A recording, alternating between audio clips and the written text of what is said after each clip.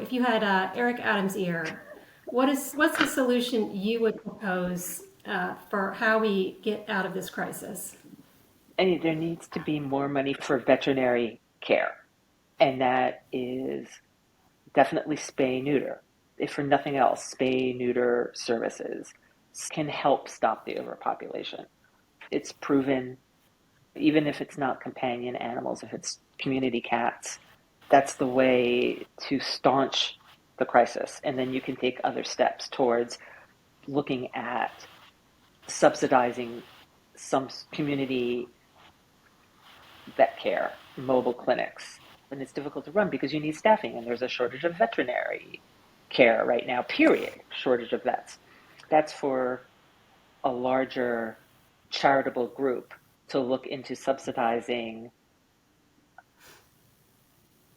veterinary training for advanced vet techs or vets who are going to do nothing but veterinary care in communities Would that it need to need. be a charitable group? Why couldn't that be a city-funded program? Eventually, sure. But I think realistically, you have to start with a TNR. And if you're pitching particularly to Eric Adams, he's not going to see the value in funding scholarships for students at CUNY or high school students to go to LaGuardia and become vet techs. You have to be a realist about what's available to you in the particular political climate. And what, could that be a future goal? Yes. Never say never. And you have to just keep plugging away at it because you need spay and neuter services both for the community cats and for companion animals.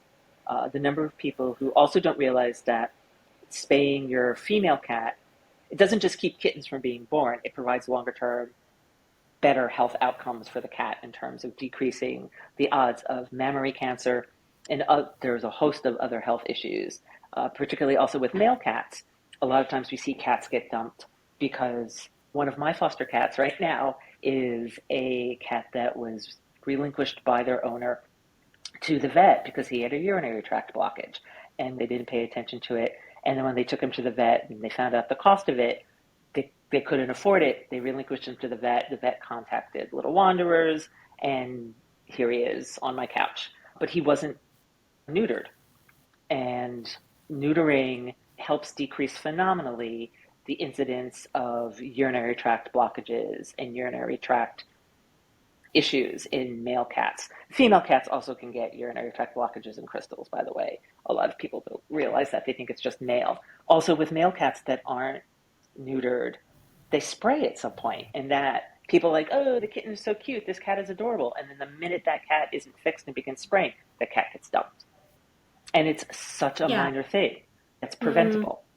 it's funny that you were talking about TNR and then you corrected yourself to broadly talk about spay neuter because I've stopped really talking about city funded TNR and I just say city funded spay neuter because whether you're a feral or whether you're a friendly cat, it's the same solution, right? Correct. Spay neuter. And when you start saying TNR and you start using technical phrases the general public doesn't understand and you're having to explain what that is, you already lost the argument. You're wasting, So, you're backtracking. most people understand spay neuter, and does enough people support that to where it's just like a logical argument.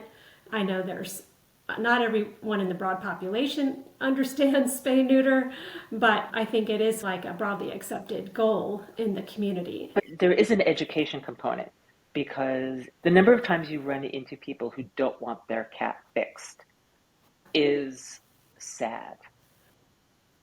And sometimes Yeah, it is. but yeah, so education is definitely an important component of that. Just the health benefits that you mentioned, plus the resolution of the nuisance behaviors. So that's something that needs to happen too. And actually, we had this conversation with another rescuer that I just uploaded to our podcast on YouTube about this whole issue of is it up to rescuers to educate, or could you make a legal framework where it's just this is the law? Cats, dogs within the city limits are required to be spayed and neutered. Right now, there is a law that rescuers have to spay and neuter any animal that they plan to adopt out. But that law does not extend to the broad population. Now, if the law did extend and spay neuter was affordable, then I think that would be an easy case to make. But what are your thoughts about education versus a harder approach to spay neuter? I think you begin with education. I wouldn't be necessarily against a law mandating spay neuter. People always would object. Well, not everyone's going to do that. Not everyone follows traffic laws. It doesn't mean you don't have. Exactly. Yeah, I'll fall And these that laws don't have to that be argument. punitive. Right, and it Yeah, doesn't need to be punitive.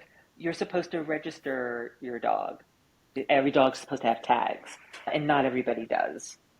But the law is still on the books. Sometimes laws are to allow punishment consequences. And sometimes the laws are enacted to encourage goals and to encourage higher achievements for the society at hmm, large.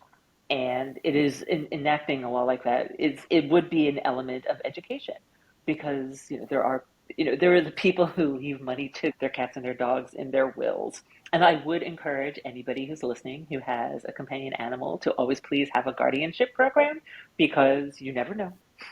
Always please have someone in writing who has agreed to take care of your animal. Heaven forbid something happened to you. But then you also want to encourage, for the education part, rescue groups can't do it all. We only have so many volunteers. And I can speak specifically to Little Wanderers. All of our volunteers are probably giving just about all the hours they can. Again, between work, family emergencies, health emergencies. Someone, one of our volunteers, her mother had been ill and then was in hospice. Somebody had to move. There's always one of our volunteers, and not all of our volunteers are local in New York. If you are listening to this podcast outside of the New York City area, we have volunteers who live in Florida, in Berlin, in North Carolina, who are able to do administrative work and contact some of our fosters. Our fosters need to be in the tri state, five borough area, but we have people who are able to do some of the other work for us, certainly some of the social media posting and contacting, references, etc. They can do it from wherever they are on the globe, given that the time difference works. Look us up if you are interested in volunteering that way. But just everybody is at their wits' end with the hours that they already give. Sometimes our cats and kittens go to vets, but whenever possible, to try to save some money for the group, I do some of the vaccines. We have dewormer, some of the basic medical. And there's only so many hours in the day. And we don't have someone who's dedicated to purely educational outreach. And that's where something like the Alliance is great, is because you're able to join forces with other rescue groups. As I said, we might cover different parts of the city, but the goal is to benefit these animals and to try to harvest the energies of people and figure out where it can be best spent in terms of advocacy for the animals that we care about and trying to get other people who might not care as much as we do to see the benefit for the society at large of taking care of these animals in a real and tangible way. And the savings to the city over the longer term, if they're not having to spend as much money on intake at the ACC, um, of where that money can go within the animal community or at large. But think about if there were a better facility in Manhattan, the repercussions right now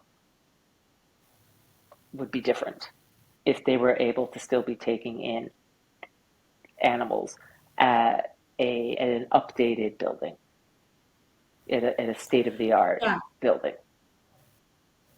yeah. And you Different raise a good story. point that yeah, that there's the city shelter system is basically a band-aid, and we're not really solving the problem, which is the faucet of the feline reproductive system. It's constantly We playing could have catch some up. And really big future cost savings. Yeah. I think for a future podcast, what are some models that other cities or other regions have used to try to fix an intractable problem. Yeah, I have actually done some research on that. I don't know if you have too, but Yes, I'm in Washington, D.C. right now, and they solved their problem. And it's amazing to hear rescuers talk about taking care of 30 or 40 cats 10 years ago, and now they have 2 or 3 aging cats in their colony. And this was across the board, and their TNR Facebook page doesn't have any posts. It's just people who want to reminisce about the bad old days. There's hardly anything happening here. You just don't see stray cats. Even in your lower income neighborhoods, you see a lot of ear-tipped cats already. And any rescuer down here knows they can take any cats they want to get spayed and neutered this one day a month, and they don't even have to call ahead. They just show up. and They they can show show up, up with one cat, they can show up with 20 cats. And it's and here fine. they are.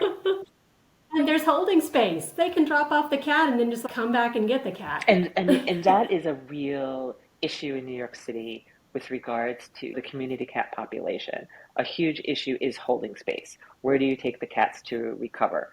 There are people who would like to help, but are overwhelmed by, where do I keep this cat in my apartment? You have a one-bedroom apartment with 6 people in it, or 2 people, 3 people, one person, doesn't matter. And if you have a roommate who isn't necessarily as gung ho for doing the good work as you are, how do you say, hi, by the way, I'm going to have this male cat sitting in a cage for a couple of days? He's not friendly. And then he'll be gone. There is space in New York. Just look at the articles that have popped up over the past couple of weeks about warehousing of rent stabilized apartments. There is space in New York. It just has to be deemed important enough to be made available. Yeah, I think you've really summed it up in a nutshell that we have the space, we have the money, we just need the political will. Right. It needs to be, Someone to say it's important. right. And then you need enough people working together for this goal, if nothing else, truly. Yeah, yeah, that's what we're trying to do. One thing I'll add about the Washington, D.C. situation, it was not solved on a private only model, private funding only. It was solved when city funds became available. Right. So When it's seen as a that's how the problem gets solved. municipal, I mean, there's a lot of people who advocate for companion animals in New York City, not housing authority housing, NYCHA. Because a lot of the dogs that end up at the shelter are dogs that were in NYCHA housing, and then people move or get evicted, or they're discovered, quote, discovered. People know they have those dogs, but somebody decides to act on calling it in, and then that dog ends up at the shelter.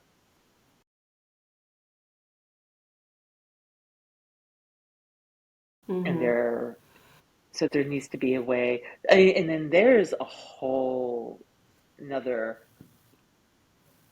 series of problems about allowing people to keep their companion animals in shelters. And I realize that's not necessarily easy issue to solve, but that doesn't mean that you can't. It doesn't mean it can't be done.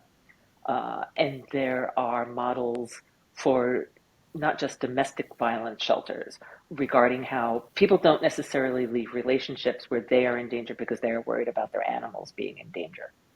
And so if they can Mm. take the animal with them to a shelter, they are more likely to get themselves out of a dangerous situation. So there's that. And then there are groups such as, I know, Red Rover, a number of shelters where people are allowed to bring companion animals with them.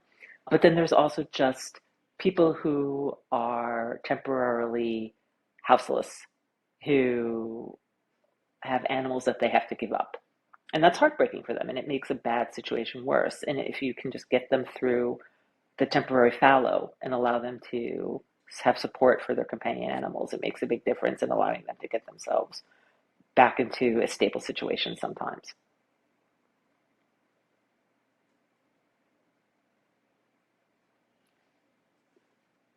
I, I was just going to wrap up the show and say thank you for joining us and for all of this helpful information. And I'd hopefully, we'll talk to you again. be happy to. any Yeah. written comments, or happy to expand or contract on anything. We really thank you for the work and the opportunity.